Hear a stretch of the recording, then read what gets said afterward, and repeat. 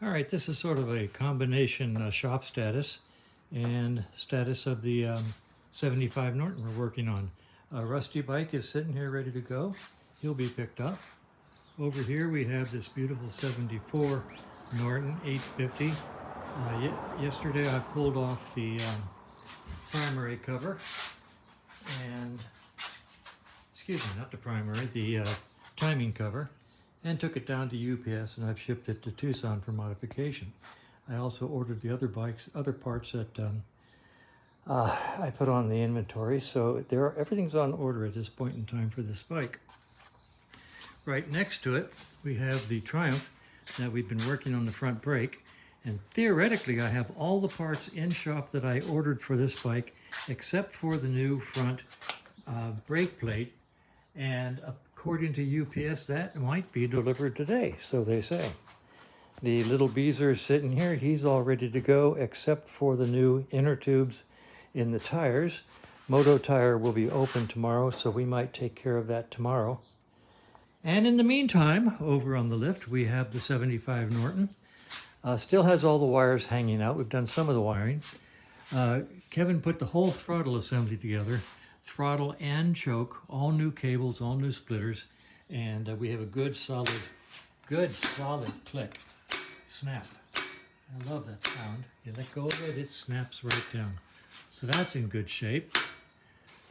We could, oh yeah, that's right. We put all the rubbers on pegs, passenger peg, rider peg, kicker, and shifter.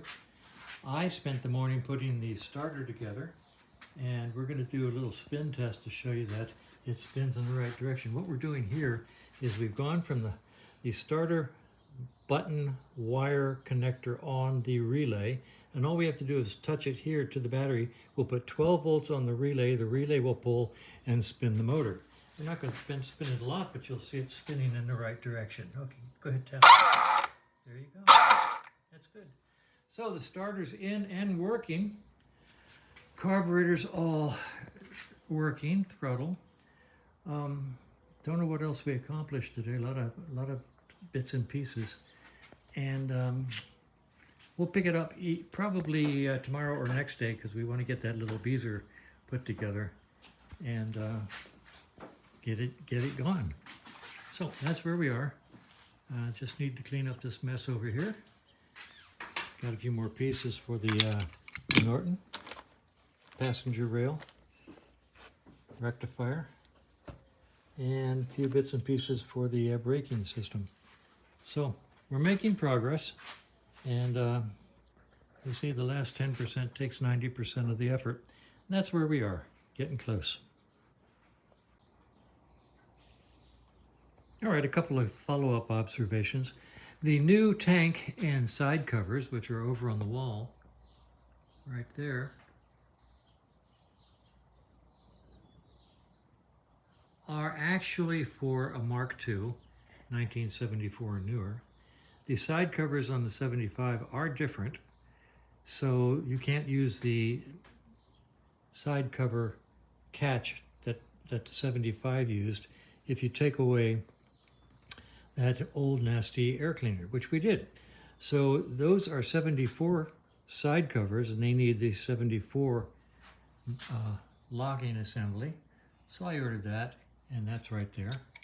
So the new side covers should go on just fine and look great. We'll see when we put them on. The other thing I wanted to talk about, let's see, what was, oh, all right. You need 0.010 of an inch clearance around the alternator. Now, these 75s, the stator is really caged in this huge aluminum assembly, which the earlier models don't have, Triumphs don't have, etc. BSAs do. BSAs put the stator into a nice aluminum catch assembly, so you don't have to worry too much about the clearance. But for other bikes that you do, I made these spacers. I can't even begin to tell you how many years ago.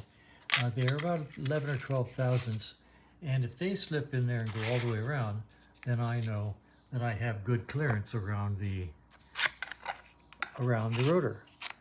So you're always looking for clearance, and these are just an easy way of doing it.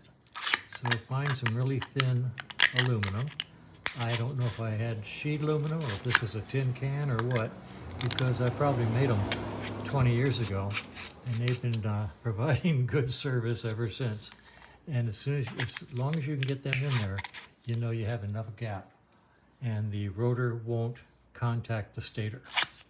Okay, so that's about the only follow-up. We'll continue the work tomorrow or the day after and see if we can make some more progress. I really want to get into fixing all those wires. So that is all.